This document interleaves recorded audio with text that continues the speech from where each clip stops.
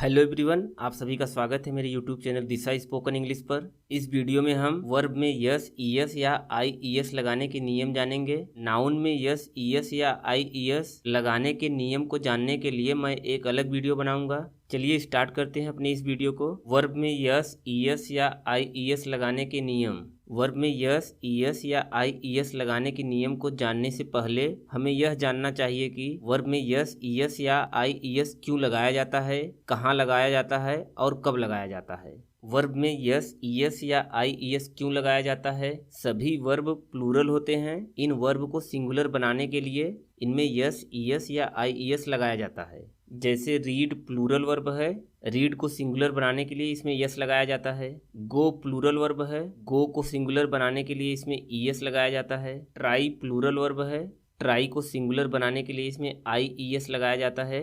Read में yes क्यों लगाया जाता है, गो में ईएस क्यों लगाया जाता है और ट्राई में आईईएस क्यों लगाया जाता है, इसको हम वीडियो में आगे जानेंगे।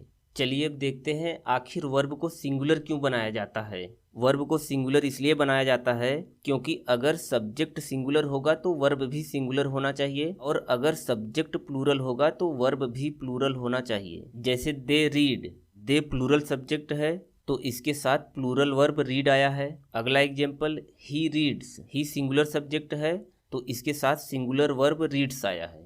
वर्ब में यस, ईएस या आईईएस का प्रयोग कहाँ किया जाता है? वर्ब में यस, ईएस या आईईएस का प्रयोग प्रेजेंट इंडेफिनिट टेंस में किया जाता है। वर्ब में यस, ईएस या आईईएस का प्रयोग कब किया जाता है? वर्ब में यस, ईएस या आईईएस का प्रयोग प्रेजेंट इंडेफिनिट टेंस के अफर्मेटिव सेंटेंस में सिंगुलर सब्जेक्ट के साथ किया जाता है। वो सिंगुलर सब्जेक्ट कौन है?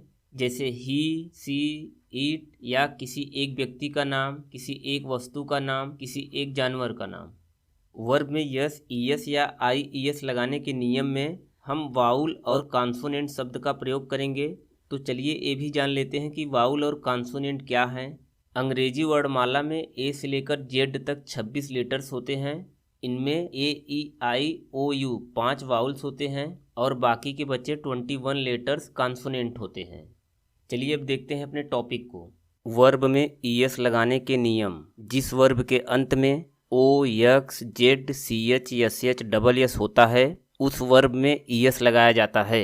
एग्जाम्पल देखते हैं, जैसे गो, गो के अंत में ओ है, गो में ईएस लगाया जाता है तो गो का गोज हो जाता है। टैक्स, टैक्स के अंत में यक्स है, टैक्स में ईएस लगाया जाता है तो टैक्स का टैक्सेस हो जाता है। बज, बज के अंत में जेड है, बज में ईएस लगाया जाता है तो बज का बजेज हो जाता है। टीच, टीच के अंत में सीएच है, टीच में ईएस लगाया जाता है तो टीच का टीचेस हो जाता है। फिनिश, फिनिश के अंत में एसएच है, फिनिश में ईएस लगाया जाता है तो फिनिश का फिनिशेस हो जाता है। पास, पास के अंत में डबल एस है, पास में ईएस लगाया जाता है तो पास का पासेस हो जाता है। वर्ब में आईईएस लगाने के नियम। जिस वर्ब का अंतिम अक्षर वाई हो और वाई से पहले कोई व्यंजन हो तो ऐसे वर्ब में अंतिम अक्षर वाई को हटाकर वाई के स्थान पर आईईएस लगाया जाता है। एग्जाम्पल देखते हैं, जैसे फ्लाई, फ्लाई में अंतिम अक्षर वाई है और वाई से पहले व्यंजन यल है। फ्लाई में अंतिम अक्षर वाई को हटाकर वाई के स्थान पर आईईएस लगाया जाता है तो फ्लाई का फ्लाइज हो जाता है। ट्राई, ट्राई में अंतिम अक्षर वाई है और वाई से पहले व्यंजन आर है। ट्राई में अंतिम अक्षर वाई को हटाकर वाई के स्थान पर आईईएस लगाया जाता है तो ट्राई का ट्राइज हो जाता है।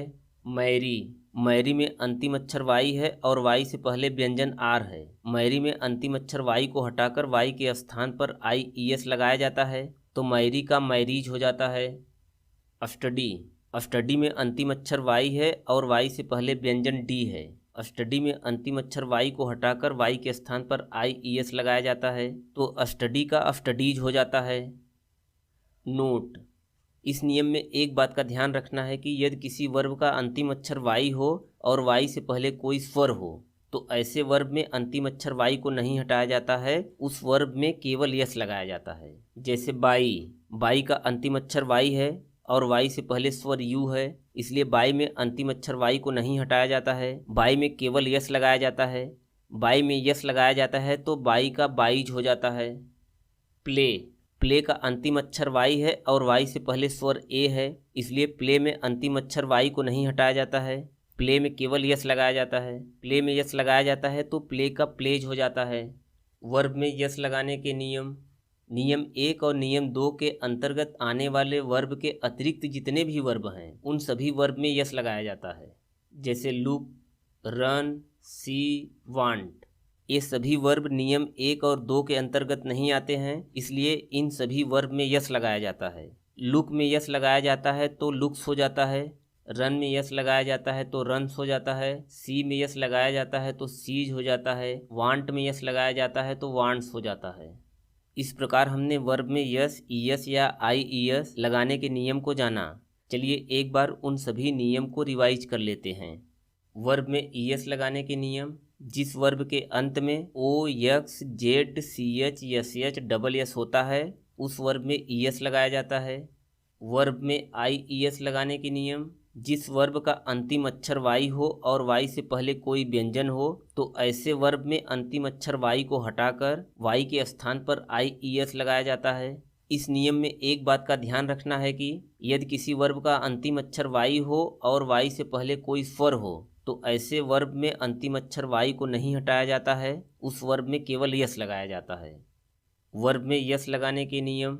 नियम 1 और नियम 2 के अंतर्गत आने वाले वर्ब के अतिरिक्त जितने भी वर्ब हैं उन सभी वर्ब में यस लगाया जाता है। इस प्रकार हमने वर्ब में यस, ईएस या आईईएस लगाने के नियम को जाना। आई होप आप लोगों को वीडियो पसंद आया होगा।